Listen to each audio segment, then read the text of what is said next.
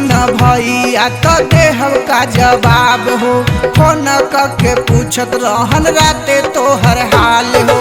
कहाँ करे गइल रहू भौजो अरवल बजरिया, अरे छिनरो गाया रे बजरिया। टेकट ड्राइवर से कैसे, टेकट ड्राइवर से कैसे लड़ले नजरिया, रे छिनरो लड़ले नजरिया।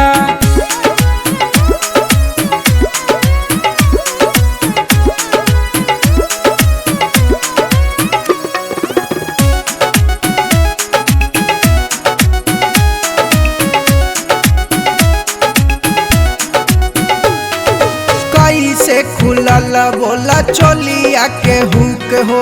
देखी देखी मनावा में हो खतावे दुख। हई साया सारी फाटल कैसे छिनरो कवनो बजरिया, ए छिनरो बोला कवनो बजरिया।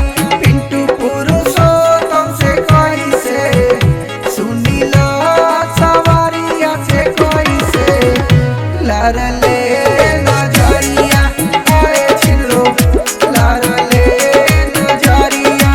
का करे गइल रहू भौजो पाली रे बजरिया, अरे भौजो विक्रम बजरिया।